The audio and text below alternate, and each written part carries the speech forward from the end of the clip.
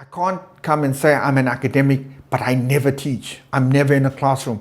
I'm always sending a TA or a graduate student, or every lecture is a guest lecture, and I'm never there personally, right? That's not what the academic freedom means. I suppose the two things are not really, you can't really separate them. That within the notion of academic freedom, there is the notion of intellectual freedom. So what I would see as intellectual freedom for me is, I want to be able to design my own courses, to include in those courses the ideas, the readings, the theories that I think are valuable, or that I think that, are in line with what my kind of agenda is for teaching, or my teaching philosophy is. I wouldn't want it to, in any form, I wouldn't want to be, or I wouldn't want to receive any form of kind of prescriptive things about what I teach. I don't need the faculty to tell me what I can teach. If you say I must teach a course on culture, power, and wealth, I will design a course that contains the readings, the thinkers, the ideas, the arguments that I feel are important. And I think that when the university employs me, they employ me with the assumption that I have the capacity to do that, right? And in a way, the unwritten contract is that they won't interfere in my teaching. So yes, the one part of academic freedom is the intellectual freedom. And also, that intellectual freedom is also beyond the classroom. It's about, I'm able to take the political, social, cultural stance that I feel works for me, or that I feel that I want to promote, within limits, of course, within the limits of rights and duties towards other people, or within the kind of frameworks that are acceptable in terms of, treating other humans as equals, so we're talking about issues around race, sex, gender, ableism and things like that. Also within a kind of political context where I'm not, promoting war or promoting genocide or promoting undue discrimination, or supporting organizations that have as their program the eradication of other views and forms of life. So yes, I have an intellectual freedom within those rights and duties. So intellectual freedom has those two aspects. What happens in the classroom, I have complete autonomy over that. And in my personal life, I want to be granted the freedom to be able to take and formulate my own opinions and take my own stances in life within the rights and duties. Academic freedom, in another sense, and there is a perverse sense in which academic freedom is deployed. And the most perverse of it is that I'm a fully autonomous being that can show up at work when I please, that can loosely just talk about what I want to in my classroom. I don't have to prepare. I have freedom to act in a way that I assume I can be a mean, whatever that I choose, ornery person. I can disregard the feelings of others, and I can say what I want. I'm allowed to have whatever opinion I want. And those points taken to the extreme.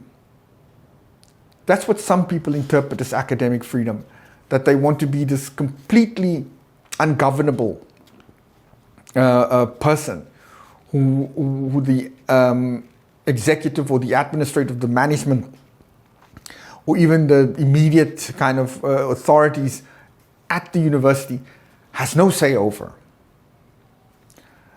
Now, as with the notion of intellectual freedom within limits,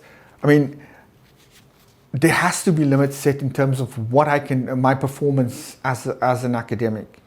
I have to show up in class, or I have to at least teach.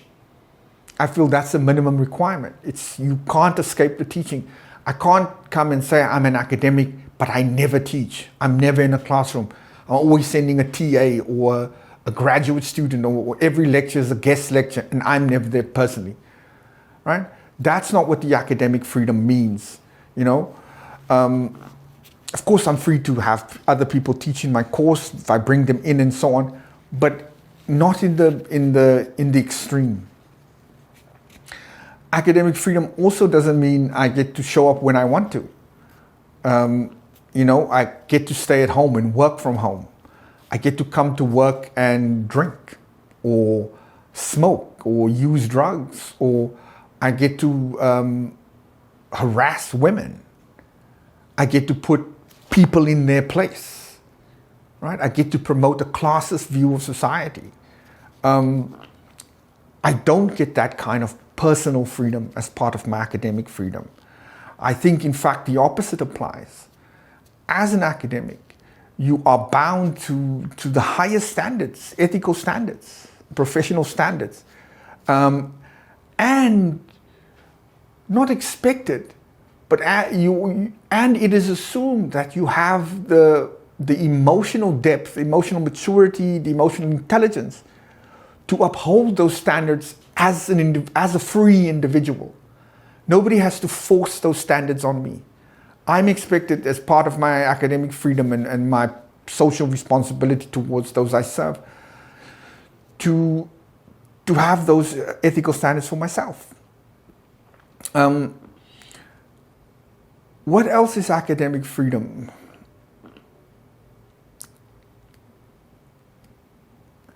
I suppose that kind of covers it, because I think I might think of something else in a minute, but so it has these two sides. There's the personal academic freedom, and there's the intellectual freedom.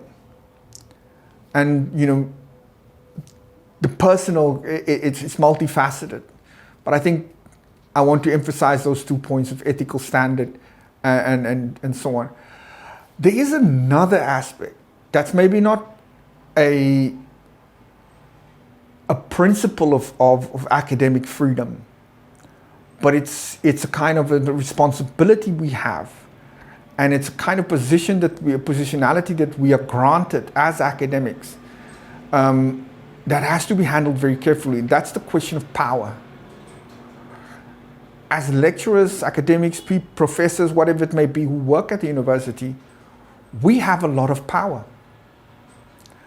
Somebody shows up in my first year class for the first time, fresh out of high school, from wherever, let's say a young lady from a rural town who speaks English as a third language.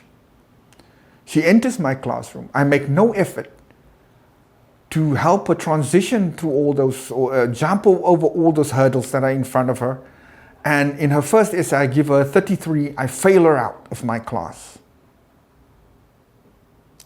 That's the kind, and for the rest of her life, she walks around with that. She carries that 30% everywhere she goes.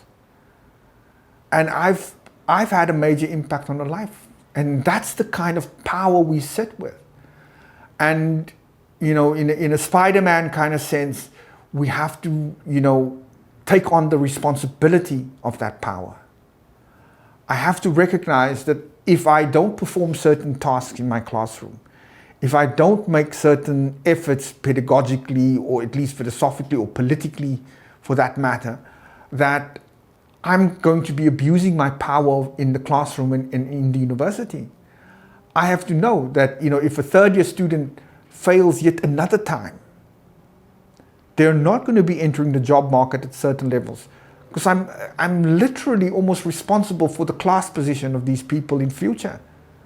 And I'm nurturing their class aspirations, or I'm completely killing their class aspirations. And sitting here thinking about it, it's just like, whoa, I've really got to carry a lot in terms of this, and one has to think about it carefully, before you just wield that academic freedom. Because it's my academic freedom to say, okay, no, I'm the expert here.